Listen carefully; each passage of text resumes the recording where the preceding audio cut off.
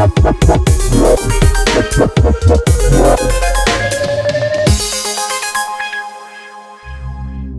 bola adalah olahraga yang menguras tenaga, pikiran, juga emosi. Tidak cuma buat fans, tapi juga buat para pemain di atas lapangan. Terkadang, seorang pemain punya motivasi besar untuk unjuk gigi setelah dirinya dibuang oleh klub lamanya. Motivasi itu kadang tumpah menjadi momen balas dendam yang banyak dibicarakan orang. Sepanjang sejarah, ada sejumlah momen balas dendam ke mantan yang tak pernah dilupakan. Mulai dari selebrasi ke arah mantan sampai gol yang meruntuhkan mental. Nama-nama berikut adalah bukti bahwa balas dendam selalu punya cerita tersendiri dalam dunia sepak bola. Siapa saja nama yang punya cerita balas dendam? Starting Level List kali ini telah merangkum 7 momen balas dendam paling panas yang pernah terjadi dalam dunia sepak bola. Kisah mana yang paling epik? Simak selengkapnya. David Luiz ke Chelsea 2015. Chelsea berhadapan dengan salah satu klub raksasa Paris Saint-Germain pada tahun 2015 silam. The Blues dan Le Parisiens kala itu bermain imbang 1-1 di Parc des Princes. Ketika leg kedua dilangsungkan di Stamford Bridge, Chelsea diambang pintu lolos ke babak perempat final lewat keunggulan 2-1. Lewat sebuah skema sepak pojok, David Luiz akhirnya menjadi pembeda. Luiz yang kali ini menginjakkan kakinya di rumput Stamford Bridge sebagai pemain PSG mencetak gol via sundulan. Bek asal Brasil itu emosional dan langsung melakukan selebrasi di hadapan puluhan ribu penggemar Chelsea. Sontak, kisah ini menjadi headline media masa kala itu. Gol David Luiz olah sebuah balas dendam pada The Blues yang kala itu menjualnya seharga 40 juta pound. Luiz mengaku dirinya terlalu emosional. Ia tak seharusnya berselebrasi, tapi karena terbawa suasana, ia akhirnya larut dalam euforia lolosnya PSG. Cristiano Ronaldo ke Manchester United 2013. Kisah balas dendam panas juga pernah terjadi tak jauh dari Stamford Bridge. Bergeser sedikit ke Manchester, tepatnya di Old Trafford. Pada tahun 2013, seorang pemain hebat yang dahulu dibesarkan di sana kembali dengan kostum berbeda. Ironisnya, si anak hilang itu kini kembali untuk menjadi mimpi buruk di Theater of Dreams. Si anak hilang itu bernama Cristiano Ronaldo. Ronaldo mencetak gol heading spektakuler di Bernabeu. Mantan pemain Manchester United itu membuat Madrid bermain imbang 1-1 di markas Madrid. Di Manchester, Ronaldo mengamuk. Satu golnya menjadi penentu langkah Madrid ke babak perempat final sekaligus menendang mantan klubnya keluar dari kompetisi. Musim tersebut harusnya menjadi musim perpisahan yang indah buat Sir Alex Ferguson.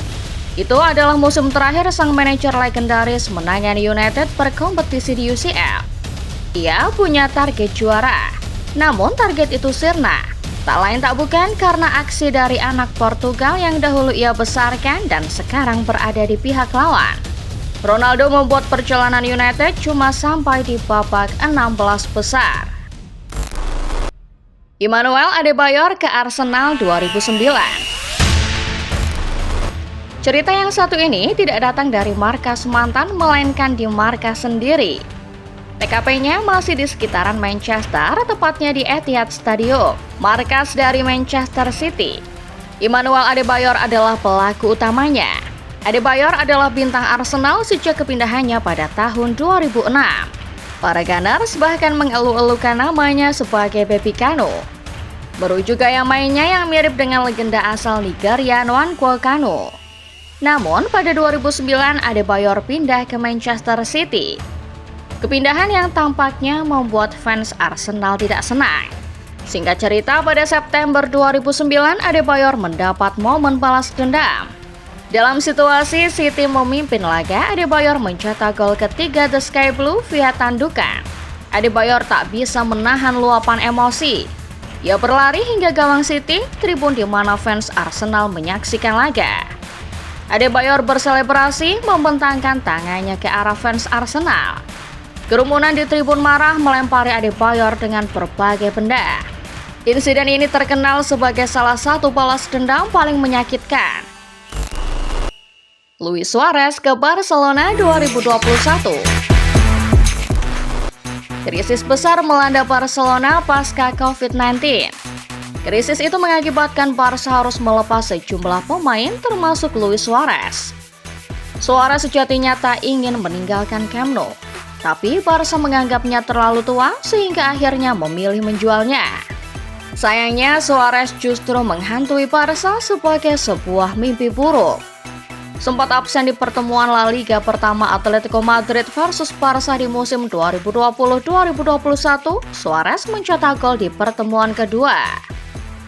Atletico sukses meraih poin penuh lewat kemenangan 2-0 kala itu. Musim itu posisi Barca makin ironis karena Suarez membantu Atletico menjuarai La Liga. Suarez menghargai Barca, tapi ia tetap tak akan lupa apa yang sudah diperbuat klub Katalan itu padanya. Barcelona tidak menghargaiku, dan Atletico membukakan pintu untukku.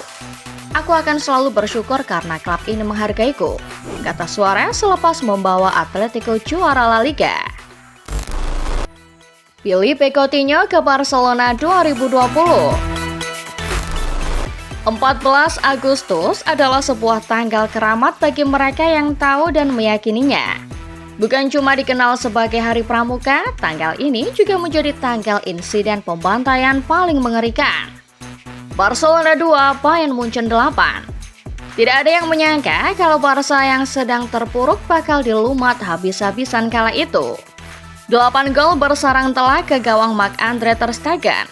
Ironisnya, 1 dari 8 pencetak gol Bayern ternyata merupakan pemain pinjaman dari Barcelona.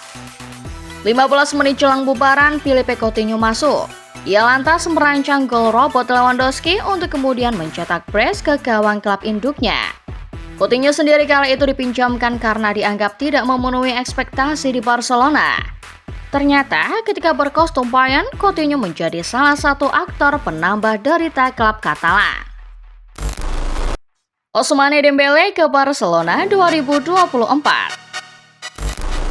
Kisah balas dendam dalam sepak bola tampaknya tak pernah bisa dipisahkan dari Barcelona. 4 tahun setelah kisah Coutinho, lahirlah cerita dari Ousmane Dembele. Seperti halnya Coutinho, Dembele dulunya adalah pemain termahal Barca. Tapi dirinya hengkang ke PSG pada musim 2023. Di PSG, Dembele membuktikan diri.